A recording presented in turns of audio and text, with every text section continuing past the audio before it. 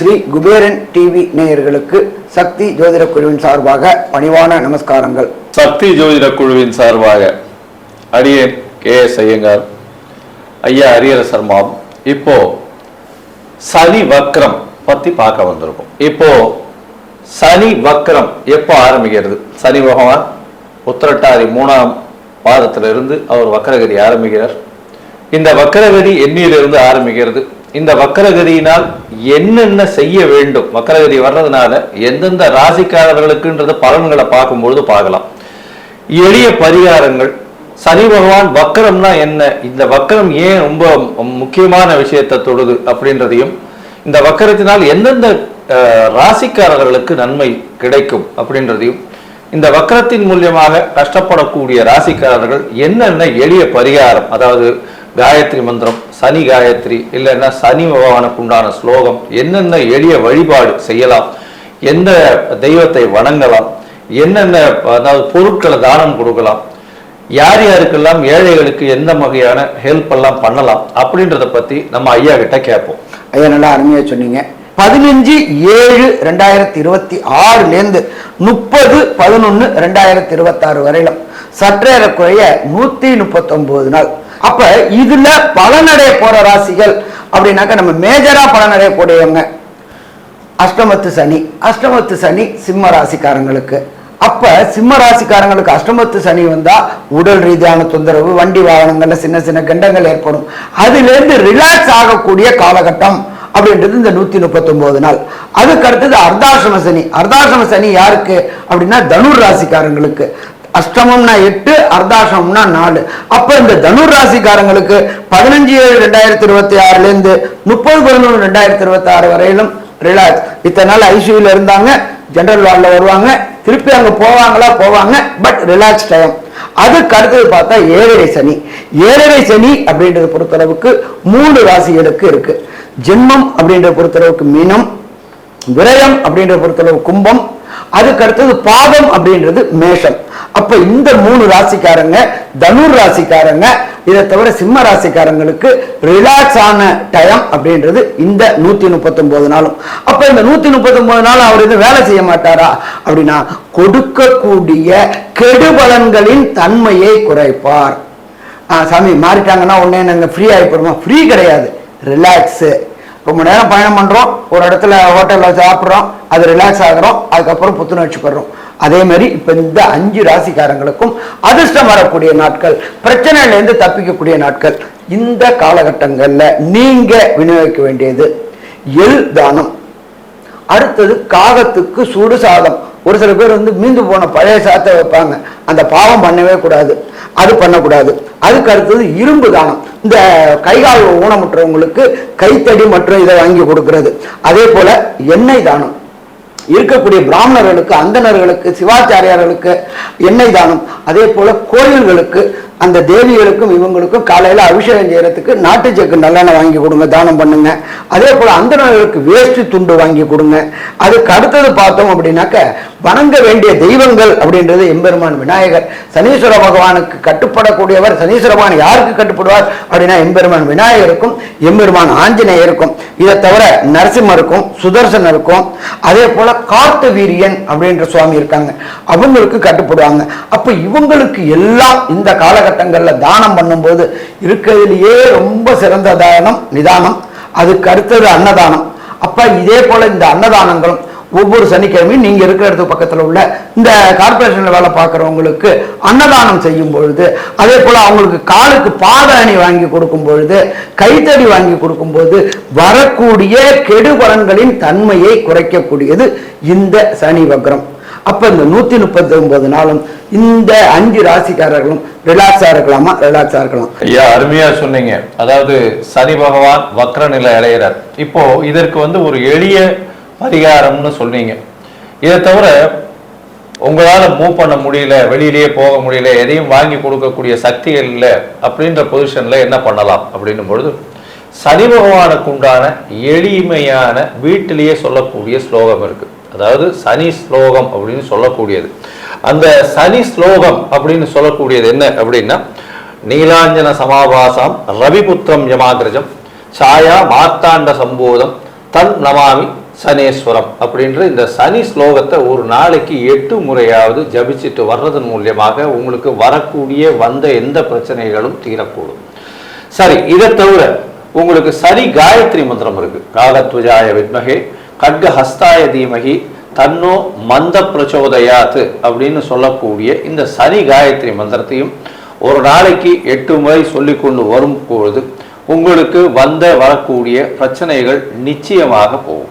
அது தவிர பார்த்தீங்களா, இந்த சனி பகவானுக்கு உண்டான விஷயங்கள்னு சொல்லும் போது வெயில்ல இந்த பனைமரத்தினுடைய பனம் கல்கண்டு, அது தவிர அந்த நுங்கு இதெல்லாம் வாங்கி அந்த வெயில்ல வேலை செய்யக்கூடிய கீழ்த்தட்டு மக்களுக்கு தானமாக கொடுக்கறதன் மூலியமாக உங்களுக்கு வரக்கூடிய பிரச்சனைகள் எல்லாமே சூரியனை கண்ட பனி போல இருக்கும் இடம் தெரியாமல் போகும்.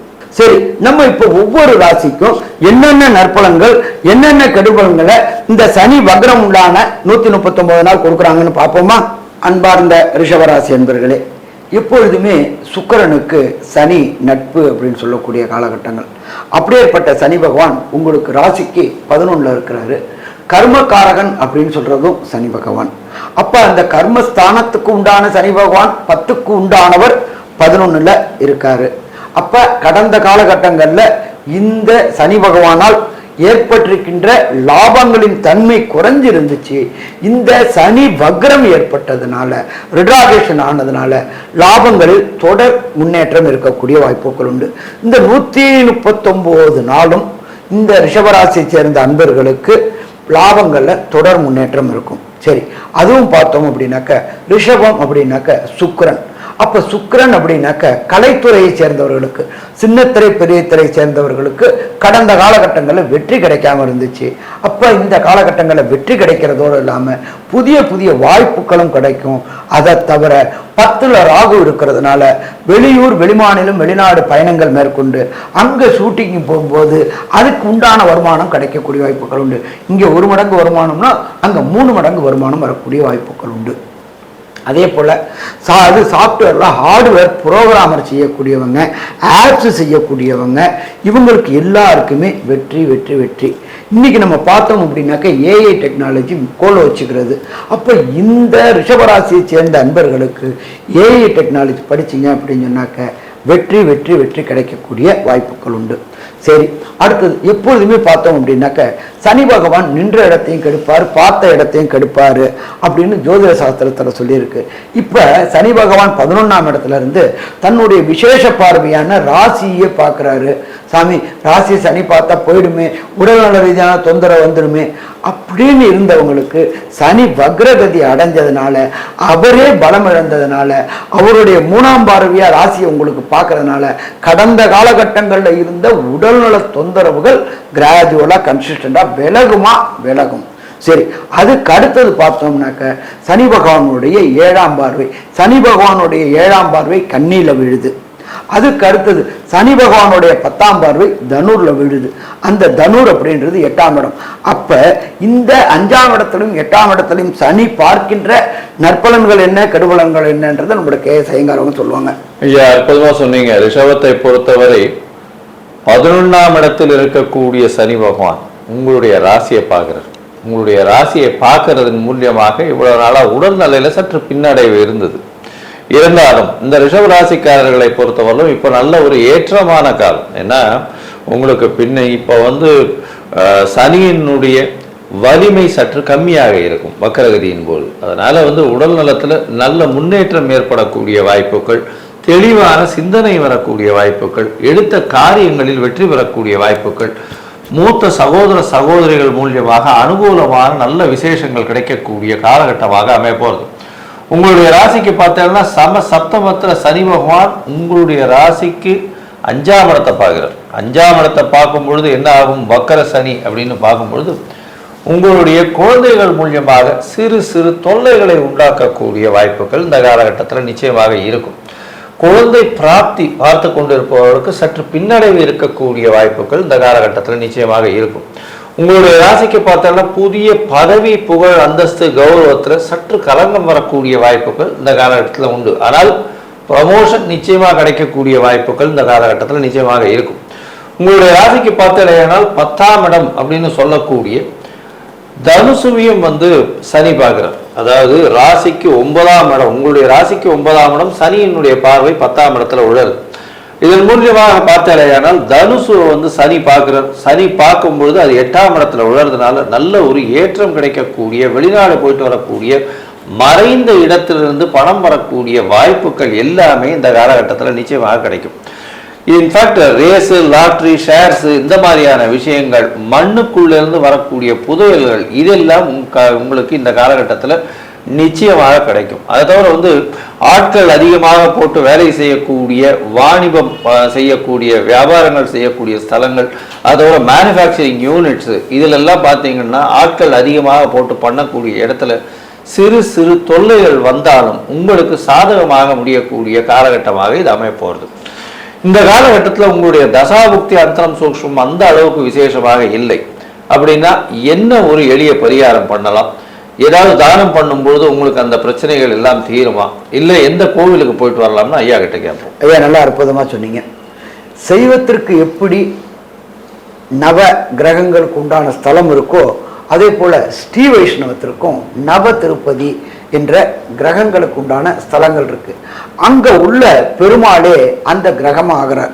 அப்படி ஆகும் பொழுது இந்த நவ திருப்பதியில பெருங்குளம் என்ற இடத்துல உள்ள பெருமாளே சனீஸ்வரனுக்கு பிரீத்தி ஸ்தலமா ஆகிறார்.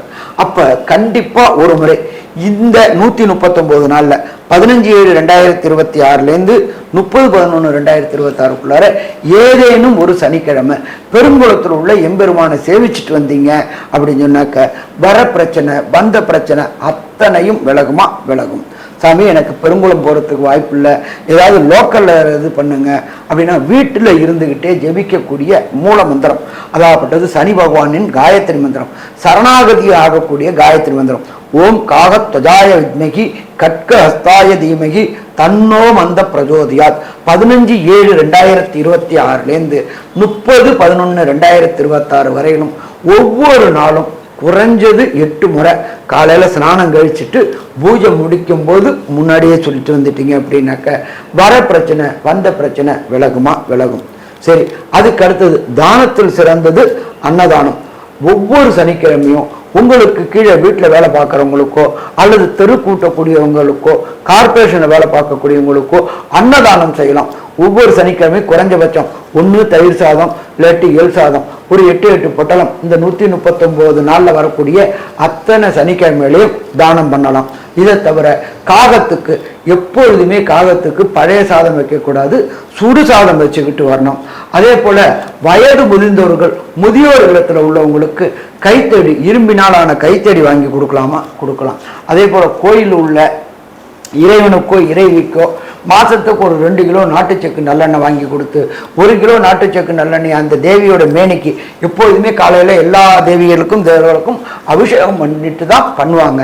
அப்ப அந்த எண்ணெய் உங்களோடதாகவும், அதே போல இருள் இருந்தாலும் ஒரு தீபத்தின் மூலியமாக இருளை விளக்கக்கூடியது அந்த 1 கிலோ நாட்டுச்சக்கு நல்லெண்ணெய் வாங்கி கொடுத்து தீபம் ஏற்றுறதுக்காகவும் இந்த 139 நாளும் பண்ணினோம்னாக்க வர பிரச்சனை, வந்த பிரச்சனைகள் அத்தனை விலகுமா? விலகும்.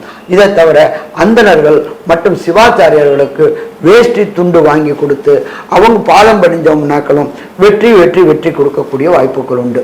அப்போ மொத்தத்தில் இந்த காரியங்கள் பண்ணும் பொழுது, இந்த எளிமையான பரிகாரங்கள் பண்ணும் பொழுது சரணாகதி தத்துவம், இப்போ உங்களுக்கு எனக்கு டிஃப்ரெண்ட் ஆஃப் ஒப்பீனியன் அப்படின்னா நான் சாரின்னு கேட்கும்பொழுது எப்படி நீங்கள் அக்செப்ட் பண்ணுறீங்களோ மனித குலத்திற்கு உண்டானது அந்த கிரகத்துக்கிட்ட சரணாகதி அடையும் போது வெற்றி வெற்றி வெற்றி கிடைக்குமா? வெற்றி கிடைக்கும். சரி, ரிஷபராசி என்பவர்களுக்கு இந்த 15/7/2026 30/11/2026 வரையிலும் கிடைக்கக்கூடிய நற்பலன்கள் கெடுபலன்களை கன்க்ளூஷனா நம்மளோட KS ஐயங்காரவங்க சொல்லுவாங்க. ஐயா அற்புதமா சொன்னீங்க. ரிஷபத்தை பொறுத்தவரை ஏற்றமான காலம். 11ஆம் இடத்தில் சனி பகவான் வக்ர நிலை அடைந்தாலும் நல்ல ஒரு ஏற்றம் இருக்கும். பணவரவில் தட்டுப்பாடு இருக்கக்கூடிய வாய்ப்பு இல்லை. செய்யக்கூடிய தொழிலில் மிகப்பெரிய ஏற்றம் கிடைக்கக்கூடிய காலகட்டமாக அமையப்போகிறது. வேலையில் மாறுதல்கள், வேலையில் ப்ரமோஷன் கிடைக்கக்கூடிய வாய்ப்புகள் இந்த காலகட்டத்தில் நிச்சயமாக இருக்கும். செய்யக்கூடிய தொழில், அதாவது இந்த வெள்ளித்திரை, சின்னத்திரை, இந்த மாதிரி திரையில் இருக்கிறவங்களுக்கெல்லாம் நல்ல ஒரு ஏற்றம் கிடைக்கக்கூடிய காலகட்டமாக அமைய போகிறது.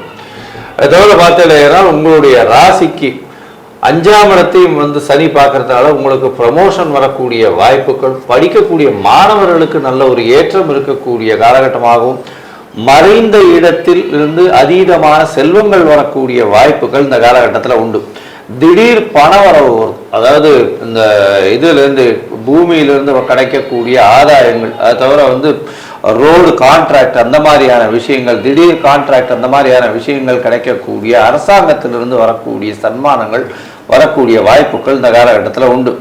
ராசிக்கு 11ஆம் இடத்திலேயே சனி வக்கரம் பெற்று இருக்கிறதுனால கண்டிப்பாக உங்களுடைய மூத்த சகோதரர்களோட சற்று பின்னடைவு இருக்கக்கூடிய வாய்ப்புகள் இந்த காலகட்டத்தில் இருக்கும்.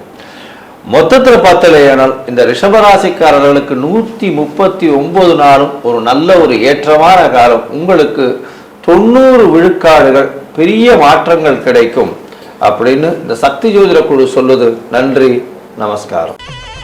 ஸ்ரீ குபேரன் டிவியை பார்த்தமைக்கு நன்றிகள். மேலும் இது போன்ற தகவல்களை தெரிந்து கொள்ள ஸ்ரீ குபேரன் டிவியை சப்ஸ்கிரைப் செய்யுங்கள். மறக்காமல் பெல் ஐக்கானை கிளிக் செய்யுங்கள்.